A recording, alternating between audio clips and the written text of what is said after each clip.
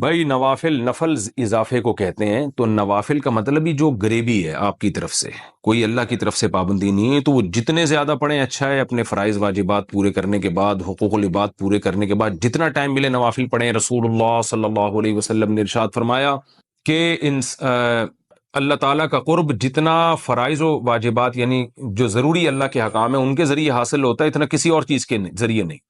لیکن انسان جو ہے نوافل عبادت کر کر کے اللہ کے اتنے قریب پہنچ جاتا ہے کہ نبی صلی اللہ علیہ وسلم نے فرمایا کہ اللہ تعالیٰ اس کی آنکھ بن جاتے ہیں جس سے وہ دیکھتا ہے، اس کے ہاتھ بن جاتے ہیں جس سے وہ پکڑتا ہے۔ تو یعنی علماء اس حدیث کا مطلب یہ بیان کرتے ہیں اس کا کوئی عضو بھی اللہ کی مرضی کے بغیر استعمال نہیں ہوتا۔ تو نوافل کی کثرت انسان کو اللہ کے بہت قریب کر دیتی ہے۔ بلکہ ہمارے حضرت فرمایا کرتے تھے کہ اصل تو بندہ اور اللہ کا تعلق بنتا ہی نوافل سے۔ فرائض واجبات تو ایسی چیز ہے جو کرنی ہے، وہ تو ڈیوٹی ہے، وہ تو آپ کی ذمہ داری ہے۔ آپ کا اللہ سے تعلق کتنا وہ تو نوافل سے پتہ چلے گا کہ آپ خود سے اللہ کی کتنی عبادت کرتے ہیں۔ نفلی صدقات ہو گئے اور نفلی عبادت ہو گئی، نفلی روزے ہو گئے، تو یہ تو جب پتہ چلے گا کہ جو آپ اضافی کتنا کرتے ہیں اللہ کے لیے، اس سے آپ کے اللہ کے تعلق کا پتہ چلتا ہے۔ اس لیے اللہ نے اہل ایمان کی جو صفات بیان کی، اہل جنت کی، اس میں نوافل کی کثرت کو اللہ نے بیان کی ہے کہ صبح و شام اللہ کا ذکر کرتے ہیں، تہجد پڑھتے ہیں۔ تو اس لیے نوافل جتنے چاہیں پڑھیں اچھا ہے۔ ہاں، اس سے آپ کی جو ذمہ داریاں ہیں، حقوق العباد، وہ ضائع نہیں ہونے چاہیے۔ ایسا نہ ہو کہ اتنے زیادہ کہ پڑھنا شروع کر دیں یا اتنی نفل عبادت میں مشغول ہو جائیں کہ والدین کے بنیادی حقوق یا بیوی بچوں کی بیسک حقوق ضائع ہونا شروع ہو جائیں، یہ پھر غلط ہو جائے گا۔ باقی جتنے چاہیں پڑھیں، اور کچھ نوافل ایسے ہیں جن کی احادیث میں ترغیب ہے، جیسے صدقات و خیرات میں تو جتنے چاہیں کریں، اور روزے میں حدیث میں آتا ہے کہ ایام 20 کے روزے آپ صلی اللہ علیہ وسلم نے اس کی ترغیب دی ہے، یعنی چاند کی جو 3 تاریخیں ہیں، 13، 14 اور 15، ان تاریخوں کے روزے، اور پیر اور جمعرات کا روزہ۔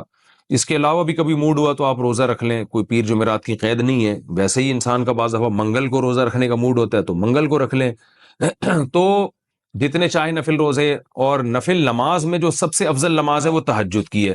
تو آپ اگر اپنے نوافل میں کچھ اضافہ کرنا چاہتے ہیں تو تہجد کی نماز پڑھیں آپ سب سے پہلے، اور اس کے علاوہ پھر اشراق کی نماز ہے، چاش کی نماز۔ بعض علماء کہتے ہیں اشراق اور چاش ایک ہی نماز ہے، اور جمہور علماء کہتے ہیں الگ الگ نماز ہے۔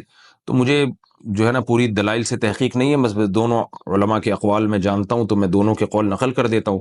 بہرحال چاش تو اشراق کو الگ الگ پڑھ لیں تو ڈبل ہو جائے گی، اس میں کیا جا رہا ہے۔ جو اشراق کا وقت ہے جمہور کے قول کے مطابق وہ سورج جب ایک نیزہ بلند ہو جاتا ہے پھر شروع ہوتا ہے، اور چاش کا وقت جو شروع ہوتا ہے وہ جب سورج بالکل درمیان میں پہنچتا ہے 45 کے زاویے پر، تو اس کے بعد آپ زوال سے پہلے، یعنی چاش کی نماز زوال سے پہلے تک رہتی ہے۔ اس کے علاوہ جو ہے اوابین کی نماز ہے، چاش ہی کی نماز کو حدیث میں اوابین کی نماز کہا گیا ہے۔ تو یہ گریبیاں ہیں، جتنی چاہیں لگائیں اتنا اچھا ہے۔ البتہ سنت موقدہ پڑھنا بہرحال ضروری ہے، جو 12 رکعتیں ہم پڑھتے ہیں۔ نبی صلی اللہ علیہ وسلم سے شکرانے کا سجدہ ثابت ہے، اور سجدہ بعض علماء کہتے ہیں اس سے مراد کنایہ ہے، یہ یعنی نماز سے کنایہ۔ یہ تو ویسے بھی شکر کے طور پر نیکی کرنی چاہیے ہمیں، تو کوئی بھی نیکی کی جا سکتی ہے۔ سجدہ شکر بھی کیا جا سکتا ہے وضو کر کے باقاعدہ، اور 2 نفل پڑھیں گے تو اور زیادہ اچھا ہے، روزہ رکھ لیں گے تو بھی ٹھیک ہے، صدقہ کر دیں گے تو بھی ٹھیک ہے۔ تو اس میں کوئی حرج نہیں ہے، اس کے لیے ثبوت ضروری نہیں ہے، بلکہ شکر قرآن و سنت سے ثابت ہے۔ شکر کا کوئی اسپیسیفک طریقہ بیان نہیں کیا، اس کا مطلب ہمیں آزادی دی گئی ہے کہ ہم کسی بھی طرح شکر ادا کر لیں۔ تو نفل بھی شکرانے کے پڑھ سکتے ہیں آپ صدقہ بھی کر سکتے ہیں شکرانے کا، آپ روزہ بھی رکھ سکتے ہیں، کوئی بھی نیکی کر سکتے ہیں۔ صحابہ کرام بعض دفعہ شکرانے کے طور پر صدقہ کیا کرتے تھے۔ کعب ابن مالک رضی اللہ تعالیٰ عنہ کو جب کوئی خبر لے کر آیا نا کہ اللہ نے آپ کی توبہ قبول کر لی ہے، انہوں نے شکرانے کے طور پر وہ جو چادر تھی نا اپنی، اس کو گفٹ کر دی جو یہ خبر لے کر آیا تھا۔ تو یہ سب چیزیں شکرانے کے طور پر، یہ نام کے لیے ثبوت ضروری نہیں ہے، کام کے لیے ثبوت ضروری ہے۔ نام آپ اس کو کچھ بھی دے سکتے ہیں۔ طلاق کی عدت کتنے مہینے ہے؟ میرے شوہر نے مجھے ایک طلاق دے دی ہے۔ ہم نے علماء سے پوچھا تو انہوں نے بتایا کہ 3 مہینے 10 دن بعد میرا نکاح ٹوٹ جائے گا، تو کیا میں ابھی عدت میں ہوں یا نہیں؟ دیکھیں، شوہر نے ایک طلاق دی ہے تو طلاق دینے کے بعد 3 مینسز، 3 دفعہ حیض جب آ کے گزرے گا تو آپ کی عدت پوری ہوگی، اور 2 حیضوں کے درمیان کم سے کم 15 دن کا فرق ہونا چاہیے۔ کسی خاتون نے عدت جلدی ختم کرنی ہو، وہ دوا کھا کے بھی حیض جلدی لا سکتی ہیں، لیکن 2 حیض کے درمیان کم سے کم 15 دن کا وقفہ ہونا چاہیے، اور ایک حیض 3 دن سے کم نہیں ہوتا، یعنی 3 دن سے کم میں اگر خون آ کے بند ہو گیا تو وہ حیض نہیں ہے، تو 3 دن کم سے کم بلیڈنگ ہو، اور درمیان میں کم سے کم 15 دن کا وقفہ ہو۔ اس طرح سے جب 3 مینسز آ کے تیسرا مینسز ختم ہوگا تو عدت پوری ہو جائے گی۔ اور اگر شوہر نے طلاق ہی حالت حیض میں دی تھی تو یہ گناہ کیا، لیکن پھر وہ والا حیض عدت میں کاؤنٹ نہیں ہوگا، اس کے بعد پراپر مکمل 3 حیض آنا ضروری ہے۔ تو اب آپ اس لحاظ سے دیکھ لیں۔ اور اگر عورت کو پریگنینسی ہو تو پھر جب تک بچہ نہیں پیدا ہو جاتا اس وقت عدت ختم نہیں ہوتی، اور اگر کوئی عورت بوڑھی ہو جس کو حیض آنا بند ہو گیا ہو تو پھر اس کی عدت جو ہے وہ 3 مہینے ہے۔ شب برات کے بارے میں خوب سمجھ لیں، بہت سارے کام کیے جاتے ہیں۔ اس رات کے بارے میں یہ کہا جاتا ہے عبادت کی فضیلت ہے، ایک بات یہ ہو گئی۔ دوسری بات یہ بتائی جاتی ہے کہ اس رات قبرستان جانا چاہیے۔ تیسری بات یہ بتائی جاتی ہے اس رات تقدیر کے فیصلے ہوتے ہیں۔ چوتھی بات یہ بتائی جاتی ہے اس رات قرآن نازل ہوا ہے۔ پانچویں بات یہ بتائی جاتی ہے کہ اس رات میں پٹاخے وٹاخے، یا چھٹی یہ کہ نہانا دھونا چاہیے۔ ساتویں یہ کہ کوئی میٹھا میٹھا کھانا چاہیے، کھلانا چاہیے، برکت ہوتی ہے جس میں۔ جی پتوں کا، بیری کے پتوں سے نہاتے ہیں لوگ، بیری کے پتوں سے، بیری کے سارے، میں تو بکریاں چرانے جاتا تھا نا، تو بیری کے پتے وہ شب برات سے پہلے شارٹ ہو جاتے تھے، ہم پہلے سے بکریوں کو چرا کے لے آتے تھے، شب برات میں پتے غائب ہو جائیں گے۔ تو ان میں صرف ایک عبادت ایسی ہے جس میں اختلاف ہے۔ جمہور حضرات اس کے قائل ہیں کہ شب برات کی رات میں عبادت کا ثواب دوسری راتوں سے زیادہ ملتا ہے، اور بعض اس کے قائل ہیں کہ عبادت کی بھی کوئی فضیلت نہیں ہے سرے سے۔ دونوں کے دلائل ہیں۔ میں نے اس بارے میں آڈیو بیان ایک ریکارڈ کروایا ہے، آپ گوگل پہ سرچ کر سکتے ہیں، شب برات مفتی طارق مسعود، شب برات کے دلائل، آڈیو بیان ہے۔ اس میں شب برات سے متعلق جتنی حدیثیں ہیں، ایک ایک حدیث کی سند پڑھ کے سنائی ہے ہم نے، ایک ایک حدیث کی سند، تو اس میں کوئی ایک حدیث بھی صحیح نہیں ہے۔ ہاں یہ ضرور ہے کہ شب برات کی رات کی عبادت پہ کئی ضعیف حدیثیں ہیں، تو اس لیے محدثین کا اصول ہے کہ جب بہت ساری ضعیف حدیثیں جمع ہوتی ہیں تو درجہ حسن تک پہنچ جاتی، اس لیے جمہور اس کے قائل ہیں کہ اس رات عبادت کرنی چاہیے، دوسری راتوں سے اس رات عبادت کا ثواب زیادہ ہے۔ تو کرنے کا کام صرف اور صرف اور صرف عبادت ہے بس۔ قبرستان کے بارے میں حدیث صحیح نہیں ہے، اگر فرض کر لو ہے صحیح، تو پوری زندگی نبی ایک بار قبرستان گئے ہیں اور آپ ہر سال جاتے ہو، پھر نبی اکیلے گئے ہیں چپکے سے رات کے اندھیرے میں، آپ جتھے بنا کے جاتے ہو، اور اندھیرے نہیں، وہاں لائٹنگ ہوتی ہے، تو یہ سنت تھوڑی ہے، تو خلاف سنت ہو گیا نا۔ پھر صحابہ میں سے کسی سے بھی ثابت نہیں ہے کہ زندگی میں اس رات میں ایک بار بھی قبرستان گئے ہوں، ایک بار بھی قبرستان گئے ہوں، تو یہ ایک ایسی سنت ہے جس پر صحابہ نے عمل نہیں کیا۔ نہانا دھونا کسی حدیث سے ثابت نہیں ہے، حلوے مانڈے پٹاخے کسی حدیث سے ثابت نہیں ہے۔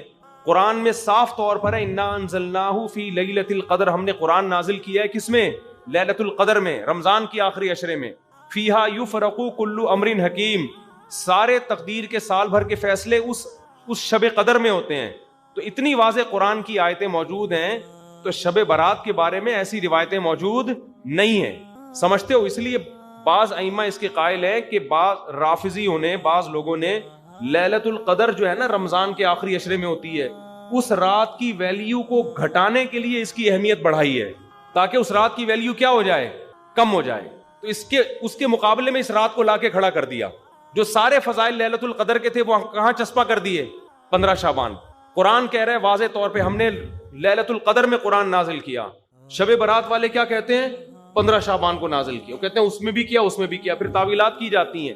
لیکن ایک بات قرآن اتنے واضح انداز میں بیان کر رہے ہیں، تو جو فضیلت جس رات کو حاصل ہے وہ اسی رات کو دینی چاہیے۔ تو 15 شعبان کو صرف اتنا اگر کرنا ہے تو صرف انفرادی طور پر عبادت کی جائے، اس کا بھی کوئی مخصوص طریقہ نہیں ہے۔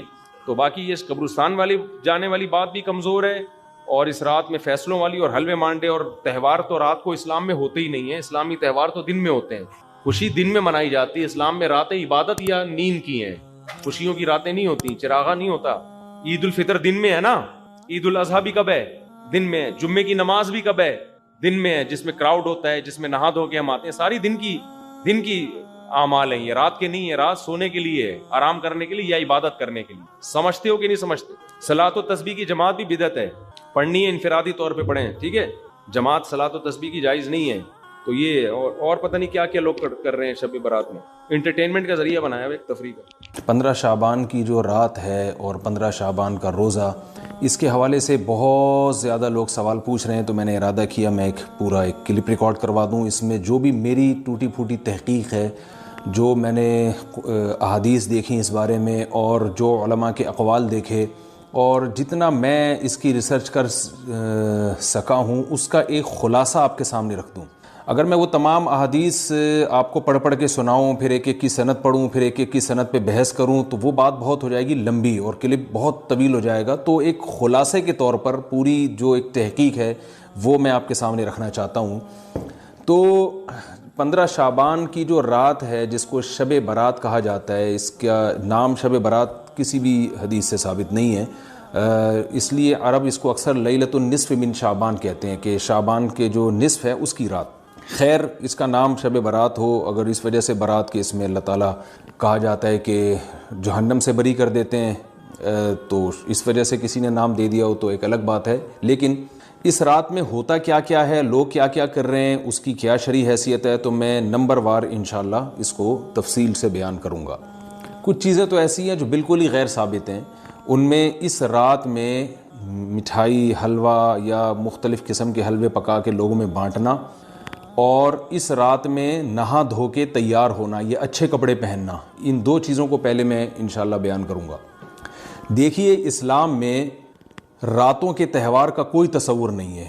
اسلام میں جتنے بھی تہوار ہیں وہ دن کی روشنی میں ہیں. عید الفطر، عید الاضحیٰ، یہ ہمارے دو تہوار ہیں جس میں ہم سیلیبریٹ کرتے ہیں ایک دوسرے کو. یہ دن کی روشنی میں ہمیں بتائے گئے ہیں.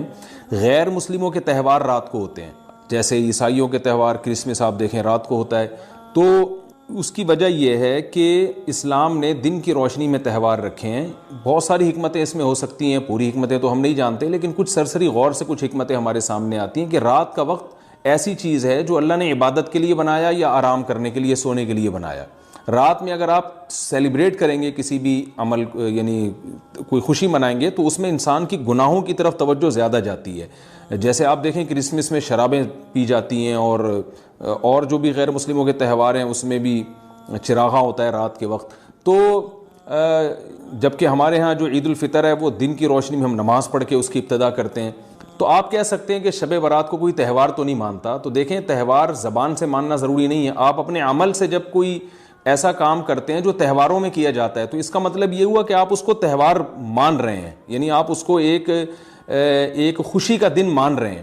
تو نہانا دھونا یا کھانے پکا کے لوگوں میں تقسیم کرنا یا خود کھانا، اور خاص طور پہ حلوہ یعنی میٹھا، یہ چیزیں تہواروں کے موقع پر ہوتی ہیں. جیسے ہم عید الفطر والے دن صبح سوئیاں بناتے ہیں، میٹھا بناتے ہیں، کھاتے ہیں، لوگوں کو کھلاتے ہیں، نہاتے ہیں، اچھے کپڑے پہنتے ہیں. جمعے والے دن بھی، جمعے میں بھی عید کا عنصر ہے حدیث میں، اس کو بھی عید قرار دیا، اس دن بھی ہم نہا دھو کے کپڑے پہنتے ہیں. تو جو لوگ 15 شعبان کی رات کو نہاتے دھوتے ہیں، اسپیشلی اس رات کو کہ بھئی آج کوئی تہوار ہے یا آج کوئی خوشی کا دن ہے، اور مٹھائیاں کھاتے ہیں یا حلوے پکاتے ہیں، تو وہ زبان سے اس کو تہوار نہ بھی کہیں، اپنے عمل سے یہ بتاتے ہیں کہ یہ تہوار ہے، جبکہ یہ تہوار نہیں ہے. اسلام میں کوئی اس کی ایک ضعیف روایت بھی نہیں ہے کہ آپ صلی اللہ علیہ وسلم نے، میرے علم میں نہیں ہے کم از کم، ہو سکتا ہے کوئی موضوع من گھڑت روایت موجود ہو جس میں کوئی کہیں بھی نہیں ہے کہ آپ صلی اللہ علیہ وسلم نے اس رات کو ہمیں نہانے کا حکم دیا ہو، یا اچھے کپڑے پہننے کا حکم دیا ہو، یا کھانے پینے کا یا حلوے کھلانے کا، حلوے مانڈے کا ہمیں حکم دیا ہو. تو اللہ کا واسطہ یہ بدعت ہے، اس کو ختم کریں اپنے معاشرے سے. اور اسلام میں تہوار کا ٹائم دن میں ہوتا ہے. عید الفطر، عید الاضحیٰ ہے جس میں ہم دن میں قربانی کرتے ہیں اور کھاتے ہیں، پیتے ہیں، نہاتے ہیں، دھوتے ہیں. راتوں کے یہ کام نہیں ہے، رات کو آپ سوئیں یا عبادت کریں. تو ایک چیز تو یہ تھی جو میں بتانا چاہ رہا تھا. دوسری چیز، اس رات کو قبرستان جانا. دیکھیے، اس بارے میں حدیث پیش کی جاتی ہے، مشہور حدیث ہے، لوگ سنتے رہتے ہیں کہ نبی صلی اللہ علیہ وسلم رات کو اٹھے اور امی عائشہ رضی اللہ تعالیٰ عنہ بھی آپ کے پیچھے چلی گئیں، اور آپ صلی اللہ علیہ وسلم جنت البقیع میں مغفرت کی دعا مانگ کے تشریف لے آئے واپس. تو یہ حدیث انتہائی درجے کی ضعیف حدیث ہے. اور ایک تو ضعیف حدیث ہے، دوسری بات یہ کہ اگر ہم تھوڑی دیر کے لیے فرض کر لیں یہ صحیح حدیث ہے، اور ہم کہتے ہیں کہ بھئی نبی صلی اللہ علیہ وسلم نے یہ عمل کیا ہے، تو صحابہ میں سے کسی سے ضعیف حدیث سے بھی ثابت نہیں ہے کہ کوئی اس رات قبرستان گئے ہوں. حضرت ابو بکر کے بارے میں کوئی روایت نہیں ملتی کہ اس رات قبرستان گئے ہوں، حضرت عمر کے بارے میں کوئی روایت نہیں ملتی، یہ کسی ایک صحابی کے بارے میں نہیں. تو آپ مجھے بتائیں کہ یہ کیسی سنت ہے کہ جو صحابہ کی سمجھ میں نہیں آئی اور ہماری سمجھ میں آ گئی ہے. تو مشرکین مکہ یہ کہا کرتے تھے، لو کان خیرن ما سبقونا الیہ، قرآن مجید کی آیت ہے کہ اگر یہ اسلام میں کوئی خیر ہوتی تو یہ صحابہ ہم سے پہل نہ کرتے. یہ صحابہ نے ہم سے پہل کیا ہے، اس کا مطلب ہے یہ اسلام خیر کا کام نہیں ہے. تو مشرکین کو صحابہ سے چونکہ نفرت تھی، اس لیے کہتے تھے کہ یہ چونکہ اسلام کو فالو کر رہے ہیں تو یہ اس کی علامت ہے کہ اسلام خیر نہیں ہے، کیونکہ خیر میں تو ہم صحابہ سے آگے ہوتے ہیں. اپنے بارے میں ان کا یہ اس خوش فہمی میں مبتلا تھے وہ. لیکن ہماری رائے کیا ہے؟ ہم یہ کہتے ہیں کہ لو کان خیرن لسبقونا الیہ. وہ کہتے تھے لا سبقونا، ہم کہتے ہیں لسبقونا، کہ اگر کوئی بھی خیر کا کام ہے تو صحابہ ہم سے ضرور اس میں پہل کریں گے. یہ ہو نہیں سکتا کہ خیر کا کام ہم کریں اور صحابہ نے نہ کیا ہو. تو اسی طرح میں یہ عرض کرتا ہوں کہ دیکھیں، اگر قبرستان جانا اس رات میں سنت عمل ہوتا تو صحابہ یقیناً جایا کرتے. کوئی ایک صحابی تو گیا ہو. یہ کیسی بات ہے جو صحابہ کی سمجھ میں نہیں آئی اور ہماری سمجھ میں آ رہی ہے اور ہم قبرستان جا رہے ہیں اس رات کو. چلیں اگلا اسٹیپ تھوڑی دیر کے لیے فرض کر لیتے ہیں کہ نبی صلی اللہ علیہ وسلم جو ایک رات قبرستان گئے، فرض کر لیں وہ حدیث بھی صحیح ہے. یہ بھی فرض کر لیں کہ صحابہ اگرچہ نہیں گئے مگر ہم صحابہ سے بھی زیادہ آگے نکلنے کی کوشش کرتے ہیں اور صحابہ کو سمجھ میں نہیں آیا، ہمیں سمجھ میں آ گیا. تو چلیں فرض کر لیں تھوڑی دیر کے لیے کہ اس رات کو جانا ہم سنت مان لیتے ہیں، آپ کے دلائل ہم مان لیتے ہیں اور صحابہ کی سمجھ میں نہیں آئے لیکن ہماری سمجھ میں زیادہ آ رہا ہے. ہم فرض کر لیتے ہیں، مان لیتے ہیں کہ اس رات قبرستان جانا سنت ہے. تو آپ مجھے بتائیں، نبی نے جو عمل جس طرح سے کیا ہو اس طرح سے سنت ہوگا یا آپ اپنی طرف سے، جس کو ہم پشتوں میں کہتے ہیں اخپل طریقے سے کرنا سنت ہے؟ نبی نے فجر کی 2 رکعتیں پڑھی ہیں اور ہر رکعت میں 2 سجدے کیے ہیں. آپ اگر فجر کی 3 رکعتیں پڑھیں گے تو کیا نماز ہو جائے گی آپ کی؟ اب آپ دلیل میں یہ کہیں کہ نبی نے فجر کی نماز پڑھی ہے تو مجھ پہ بھی لازم ہے. تو بھائی نبی نے پڑھی ہے تو جیسے نبی کے پڑھنے سے آپ پر پڑھنا لازم ہو گیا تو جس طرح سے پڑھی ہے اسی طرح پڑھنا لازم ہوگا، اخپل طریقے سے پڑھنا لازم نہیں ہوگا. تو اسی طرح یاد رکھیں، فرض کر لیں کہ نبی قبرستان گئے ہیں اور یہ قبرستان جانا سنت ہے، تو نبی کس طرح گئے ہیں اور کتنی دفعہ گئے ہیں؟ نبی رات کو چپکے سے اٹھ کے گئے ہیں. کوئی کسی کو آپ نے جمع نہیں کیا، کسی کو بتایا تک نہیں، جو اس حدیث سے پتہ چل رہا ہے ہمیں، اگرچہ یہ ضعیف حدیث ہے لیکن فرض کر لیں یہ صحیح ہے. تو کہیں پتہ بھی نہیں چل رہا، چپکے سے قبرستان گئے اور چپکے سے واپس آئے اور پوری زندگی میں ایک دفعہ گئے. جبکہ ہمارے ہاں ہر سال قبرستان میں لوگ جا رہے ہیں. جب بھی شب برات آتی ہے لوگ قبرستان جاتے ہیں ہر سال. نبی ایک دفعہ گئے اور آپ ہر سال جا رہے ہیں. نمبر 2، جاتے جتھوں کی شکل میں، نبی تو چپکے سے گئے ہیں. تو آپ رات کو 2-2:30 بجے ذرا چپکے سے اٹھیں اور تنہائی میں جب قبرستان میں وحشت ہو اور اندھیرا ہو اور وہاں قبرستان جائیں، اتنا دم ہے آپ میں، تو ہم کہیں گے بھئی آپ نے نبی کی سنت کو زندہ کیا ہے. لیکن آپ تو جتھوں کی شکل میں جا رہے ہیں، نہا دھو کے جا رہے ہیں، خوشبو لگا کے جا رہے ہیں، تیار ہو کے جا رہے ہیں، اور جو کچھ وہاں خرافات ہو رہی ہیں قبرستان میں وہ تو ساری دنیا کو معلوم ہے. میلے ٹھیلے لگے ہوئے ہیں وہاں پہ، گولے گنڈے بک رہے ہیں، برگر بک رہے ہیں، گول گپے بک رہے ہیں وہاں پہ، اور پھول الگ بک رہے ہیں، ہار پھول قبروں پہ چڑھانے کے لیے. کیا بدماشی ہے یہ! کیا منہ دکھائیں گے رسول اللہ صلی اللہ علیہ وسلم کو قیامت کے دن؟ آپ کے سامنے کیا وہ حدیث نہیں ہے کہ نبی صلی اللہ علیہ وسلم نے فرمایا کہ روایت میں آتا ہے کہ کچھ لوگ قرب میدان حشر میں آئیں گے تو ان کے چہرے ایسے ہوں گے جیسے میری امت کے چہرے ہوتے ہیں، میری امت کی شکل ہوتی ہے. حدیث کا مفہوم میں بیان کر رہا ہوں. تو جب وہ حوض کوثر کا پانی پینے کے لیے میرے پاس آئیں گے تو فرشتے ان کو بھگائیں گے، سحقن سحقن. تو آپ صلی اللہ علیہ وسلم پوچھیں گے یہ تو میری امت ہے، آپ تو فرشتے کیا کہیں گے کہ یہ آپ کی وہ امت ہے جنہوں نے آپ کے دنیا سے جانے کے بعد دین میں ایسی چیزیں ایجاد کر لی تھیں جن کا آپ نے حکم نہیں دیا. تو آپ کیا فرمائیں گے؟ سحقن سحقن، دور کرو ان سے. تو ایسا نہ ہو کہ ہم قیامت کے دن رسول اللہ صلی اللہ علیہ وسلم کی شفاعت سے محروم ہو جائیں. تو اللہ کا واسطہ قبرستان مت جائیں اس رات، گھر میں بیٹھیں آرام سے، یہیں بیٹھ کے میت کے لیے مغفرت کی دعا کریں. اور اگر آپ سمجھتے نہیں یہ حدیث بالکل صحیح ہے اور جانا لازمی ہے تو پھر تنہائی میں جائیں، ایسے قبرستان کا انتخاب کریں جہاں آپ کے علاوہ کوئی بھی نہ ہو، اور پھر چپکے سے جائیں اور پتلی گلی سے واپس آ جائیں آپ. اگرچہ ہم تو اس کو بھی نہیں مانتے لیکن اگر کرنا ہے تو پھر اس طریقے سے عمل کریں اگر آپ حدیث کو فالو کرنا چاہتے ہیں آپ اپنے خیال کے مطابق. تو یہ 2 باتیں ہو گئیں. ایک تیسری چیز کیا ہے؟ کیا قرآن اس رات میں نازل ہوا ہے اور تقدیر کے فیصلے اس رات میں ہوتے ہیں؟ دیکھیے قرآن میں 2 جگہ اللہ نے اس مضمون کو بہت وضاحت سے بیان کیا. ایک سورہ دخان میں انا انزلناہ فی لیلۃ مبارکہ، کہ ہم نے اس کو مبارک رات میں نازل کیا، اور اللہ نے فرمایا فیہا یفرق کل امر حکیم، اس میں حکمت والے فیصلے ہوتے ہیں اس رات میں. دوسری جگہ 30ویں پارے میں سورہ قدر میں اللہ نے فرمایا انا انزلناہ فی لیلۃ القدر، ہم نے اس قرآن کو لیلۃ القدر میں نازل کیا، اور اس میں بھی اللہ نے فرمایا تنزل الملائکۃ فیہا، کہ فرشتے اس رات میں اترتے ہیں باذن ربہم من کل امر، تمام قسم کے معاملات لے کے. تو یہاں بھی اللہ بتا رہے ہیں کہ جو 1 سال کے فیصلے جس رات میں ہوتے ہیں اور فرشتوں کے حوالے کیے جاتے ہیں وہ رات اور قرآن کے نازل ہونے والی رات ایک ہی ہے، یہ الگ الگ راتیں نہیں ہیں. اور سورہ قدر میں اللہ نے فرما دیا واضح لفظوں میں کہ وہ لیلۃ القدر کی رات ہے. تو اتنی وضاحت کے بعد پھر یہ کہنا کہ اس رات میں قرآن نازل ہوا تھا جبکہ اس کے بارے میں کوئی صحیح حدیث موجود بھی نہیں ہے، ضعیف یا موضوع روایتیں ہیں، تو یہ بالکل قرآن پر میں سمجھتا ہوں کہ یہ ٹھیک نہیں ہے، بالکل دلیل کے لحاظ سے یہ کمزور بات ہے۔ اگرچہ بعض علماء اس طرف گئے ہیں اور انہوں نے تعویل کی ہے، انہوں نے یہ تعویل کی ہے کہ قرآن جو ہے آسمان دنیا پہ آیا لیلۃ القدر میں، اور وہاں سے جو نیچے نزول شروع ہوا ہے وہ شب برات میں ہوا ہے، لیکن یہ تعویل عقل سے بعید ہے اور اس تعویل کی ہمیں ضرورت بھی نہیں ہے۔ دو صحیح حدیثیں ٹکرا رہی ہوں یا قرآن کی آیت کسی ایسی متواتر حدیث سے ٹکرا رہی ہو تو پھر تو وہاں ہمیں تطبیق دینے کی ضرورت پیش آتی ہے، جب قرآن کے مقابلے میں کوئی حدیث ہی نہیں ہے، صحیح حدیث بھی نہیں ہے۔ حالانکہ قرآن کے مقابلے میں تو فقہا کہتے ہیں کہ اگر صحیح حدیث بھی ہو، متواتر نہ ہو، صحیح حدیث بھی ہو تو وہ بھی ظنی ہوتی ہے، تو اس حدیث کو رد کیا جائے گا، قرآن میں تعویل نہیں کی جائے گی۔ لیکن یہاں تو صحیح حدیث بھی نہیں ہے، یہاں تو ایک ضعیف روایت ہے اور ضعیف اقوال ہیں، آپ اس کو کیسے قرآن کے مقابلے میں لا سکتے ہیں؟ تو جو بالکل بے غبار بات ہے وہ یہی ہے کہ اللہ تعالیٰ نے قرآن مجید کو لیلۃ القدر میں نازل کیا، جو رمضان کے آخری عشرے میں ہوتی ہے، اور اسی لیلۃ القدر میں فیصلے بھی ہوتے ہیں۔ اور بعض لوگ کہتے ہیں اس میں حرج کیا ہے کہ ہم 15 شعبان کو بھی فرض کر لیں، اس میں قرآن نازل ہوا اور لیلۃ القدر میں بھی، بھائی اس سے لیلۃ القدر کی ویلیو کم ہوتی ہے۔ اللہ تو لیلۃ القدر کی ویلیو بڑھا رہے ہیں کہ یہ ایسی رات ہے جس میں ایک سال کے فیصلے بھی کر دیے جاتے ہیں اور اس میں قرآن مجید کا نزول بھی شروع ہوا، تو جس رات کو اللہ نے جو پروٹوکول دیا ہے وہی پروٹوکول اس کو دینا چاہیے، آپ اس کو کسی اور رات کو نہ دیں وہ پروٹوکول۔ تو یہ تیسرا مسئلہ ہوا۔ پہلا مسئلہ حلوے مانڈے کا اور نہانے دھونے کا، وہ بھی غلط ہے۔ دوسرا مسئلہ قبرستان جانے کا، وہ بھی ٹھیک نہیں ہے۔ تیسرا مسئلہ کہ اس رات میں قرآن نازل ہوا اور فیصلے ہوتے ہیں، یہ تیسری بات بھی غلط ہے۔ نہ تو اس رات میں قرآن نازل ہوا اور نہ اس رات میں فیصلے ہوتے ہیں۔ چوتھی چیز کہ کیا اس رات میں عبادت کی کوئی فضیلت ہے سرے سے یا نہیں ہے، یہ ایک علمی مسئلہ ہے۔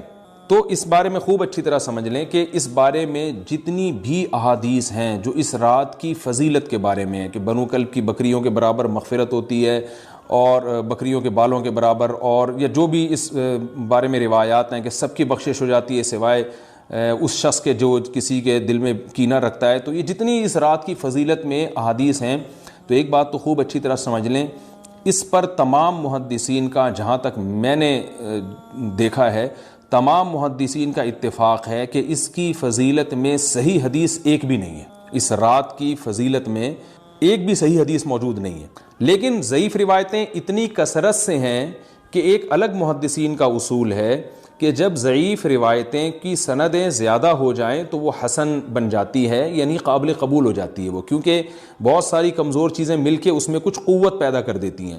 تو اب جن علماء نے احادیث کے ضعف کی طرف دیکھا کہ ایک بھی صحیح روایت نہیں ہے، انہوں نے اس رات کا بالکلیہ انکار کر دیا کہ اس رات کی سرے سے کوئی فضیلت نہیں ہے۔ لیکن جن علماء نے اصول حدیث کی طرف دیکھا اور فقہ کے ایک اصول کی طرف دیکھا کہ کثرت روایات درجہ حسن تک پہنچ جاتی ہیں، ضعیف روایات، تو انہوں نے کہا کہ بالکل اس رات کی فضیلت کا انکار ہی سرے سے کر دینا یہ غلط ہے۔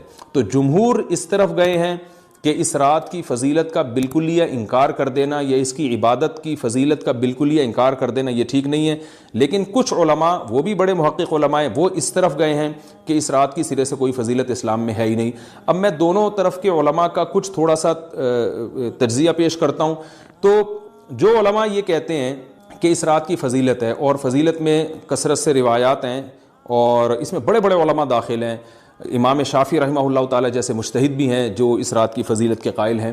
باقی ائمہ سے مجھے جو ہے نا امام ابو حنیفہ سے کچھ نہیں ملا اس رات کی فضیلت کے بارے میں، اور امام احمد ابن حنبل سے بھی مختلف روایات ملی ہیں، اس لیے میں جزم سے کسی اور امام کے بارے میں نہیں کہہ سکتا، لیکن امام شافعی سے بہرحال اس کی فضیلت صراحتاً منقول ہے، اگرچہ انہوں نے بھی اعتراف کیا ہے کہ اس کی روایات کے بارے میں جتنی اس بارے میں روایات ہیں وہ ضعیف ہیں، لیکن وہی ایک اصول ہے کہ جب ضعیف روایات بہت کثرت سے ہوتی ہیں تو درجہ حسن تک پہنچ جاتی ہیں۔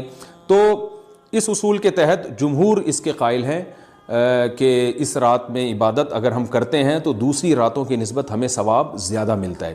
لیکن جو بعض دوسرے علماء جو بالکل ہی اس رات کی فضیلت کے منکر ہیں، ان کے دلائل میں یہ ہے کہ یہ بات اگرچہ درست ہے کہ اگر ضعیف روایات کثرت سے ہوں تو وہ درجہ حسن تک پہنچ جاتی ہیں، لیکن وہ کہتے ہیں کہ کچھ قرائن ایسے ہیں جن قرائن سے پتہ چلتا ہے کہ جو ہے ان قرائن کو اگر سامنے رکھا جائے تو وہ ان کی رائے یہ ہے کہ پھر ان کا خیال یہ ہے کہ ان کا رجحان اس طرف ہے کہ اس رات کی سرے سے کوئی فضیلت نہیں ہے۔ ان قرائن میں ایک چیز یہ بھی ہے کہ اس کے بارے میں جو روایات ہیں ان میں بہت زیادہ ثواب کی بشارت سنائی گئی ہے۔ تو بعض محدثین کا یہ اصول ہے کہ کسی رات کے بارے میں یا کسی خاص عمل کے بارے میں بہت زیادہ کہیں غلو ہوتا ہے یا مبالغہ ہوتا ہے، غلو تو نہیں کہہ سکتے، تو یہ خود ایک اس طرف اشارہ ہوتا ہے کہ یہ ایک ضعف ہے، اگرچہ یہ کوئی اتنی مضبوط بات نہیں ہے، لیکن بہرحال جو علماء اس کی فضیلت کے بالکل منکر ہیں ان کی ایک دلیل میں آپ کے سامنے پیش کر رہا ہوں۔ دوسری بات یہ ہے کہ جو علماء اس کی فضیلت کے بالکل بھی قائل نہیں ہیں ان کی ایک بڑی دلیل یہ بھی ہے، جن میں ہمارے شیخ حضرت مفتی رشید احمد صاحب رحمہ اللہ تعالیٰ بھی تھے، اگرچہ انہوں نے اس بارے میں کوئی صراحتاً فتویٰ نہیں دیا، لیکن وہ یہ اشکال ظاہر کیا کرتے تھے کہ شریعت میں جب بھی کسی وقت کی یا کسی خاص رات کی کوئی فضیلت آتی ہے تو اللہ تعالیٰ اس کو جو ہے وہ اس کا صحیح ٹائم نہیں بتاتے بلکہ اس میں اختلاف ڈال دیتے ہیں۔ اس کی مثال ایسے جیسے جمعے کے دن حدیث میں آتا ہے کہ ایک وقت جمعے میں ایسا آتا ہے جس میں دعا لازمی قبول ہوتی ہے، اب ظاہر ہے وہ بڑا فضیلت کا وقت ہے، تو وہ وقت ہمیں متعین طور پہ بتایا نہیں گیا ہے، اس لیے علماء کا اس میں اختلاف ہوا، بعض نے کہا عصر کے بعد، بعض نے کہا کہ 2 خطبوں کے درمیان۔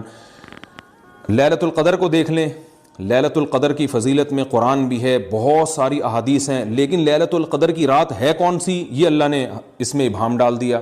طاق راتوں میں 21 بھی ہو سکتی ہے، 23 بھی ہو سکتی ہے، بعض بلکہ حدیث سے 22ویں رات کا بھی ہونا ثابت ہے، زیادہ امکان 27ویں رات کا ہوتا ہے، تو وہ متعین نہیں ہے۔ تو جو علماء کہتے ہیں اس کی سرے سے کوئی فضیلت ہی نہیں ہے، ان کا رجحان وہ ان کی ایک یوں سمجھیں کہ دلیل تو نہیں لیکن ایک استئناس کہتے ہیں اس کو، کہ اس سے ان کے اس نظریے کو تقویت ملتی ہے کہ اگر یہ اس کی اتنی زیادہ فضیلت ہے تو اس کی تعیین میں اختلاف بالکل بھی نہیں ہے، تو یہ وہ کہتے ہیں کہ یہ مزاج شریعت کے خلاف ہے۔ اور تعیین میں اختلاف ہوتا کیوں ہے؟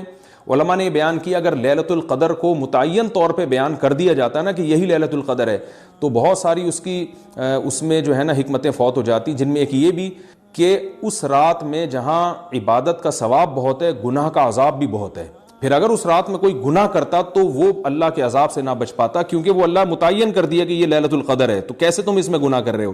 اب معاملہ اللہ نے مبہم رکھ دیا کہ بھئی یہ بھی ہو سکتی ہے تو اگلے دن بھی ہو سکتی ہے۔ اور ایک فائدہ یہ بھی اس میں رکھا متعین نہ کرنے میں کہ لیلۃ القدر انہی کو ملے جو تلاش کریں، جو پورا عشرہ جاگیں گے ان کو لیلۃ القدر ملے گی۔ اگر اللہ اسپیسیفک دن بتا دیتا کہ 21ویں ہے، 23ویں ہے یا 25ویں ہے یا 22ویں ہے تو بہت سارے لوگوں کو لیلۃ القدر مل جاتی، تو اللہ نے جو مبہم رکھا ہے نا، تو ایک رات کی فضیلت اللہ نے بڑھا دی مگر اس کی تعیین میں ابہام پیدا کر دیا تاکہ جو پورا عشرہ جاگے گا اسی کو لیلۃ القدر ملے گی، اس کے علاوہ ہر آدمی کو نہ ملے۔ وہ ایک اللہ کی ایک حکمت ہو سکتی ہے اس میں۔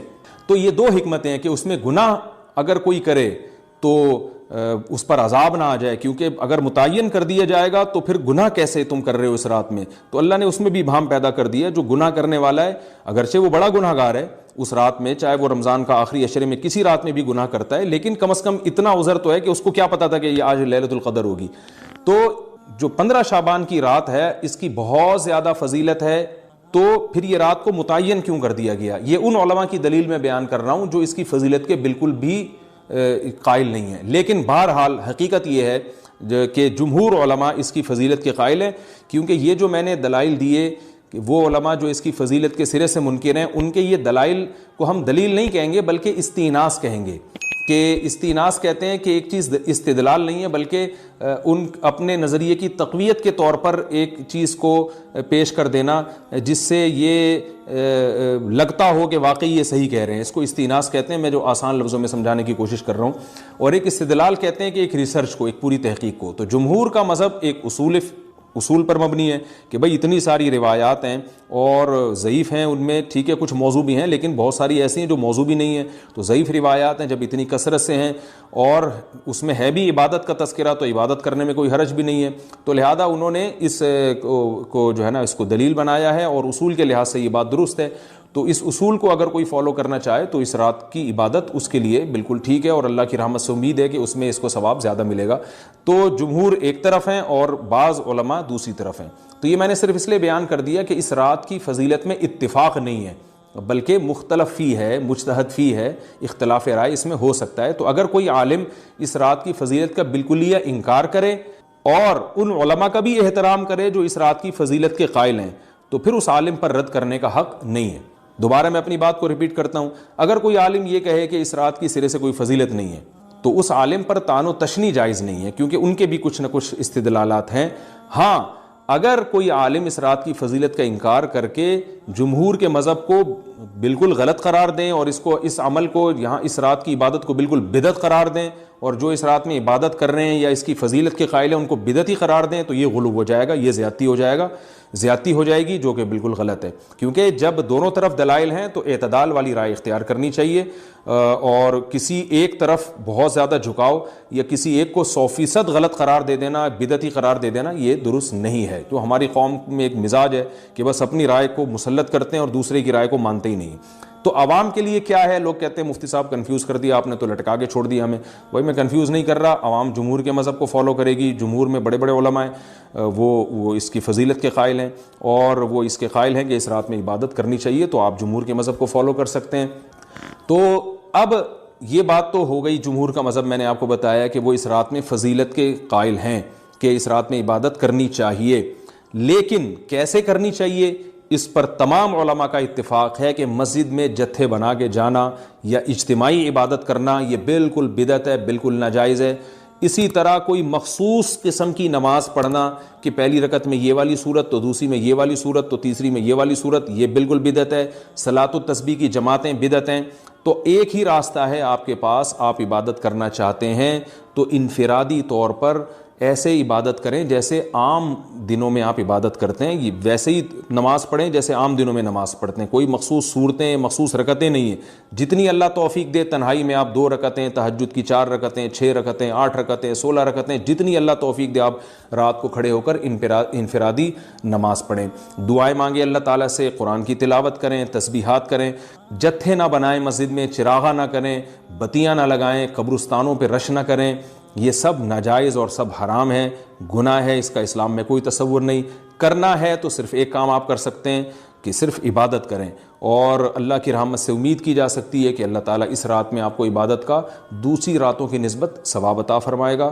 کیونکہ آپ اگر جمہور علماء کو فالو کر رہے ہیں تو ہمیں یعنی جن کے پاس علم نہیں ہے تو ان کو علماء ہی کو فالو کرنے کا اللہ نے حکم دیا ہے، تو آپ جمہور علماء کی رائے پر عمل کرتے ہوئے اگر عبادت کرنا چاہیں تو اللہ کی رحمت سے امید ہے کہ انشاءاللہ آپ کو ثواب ملے گا۔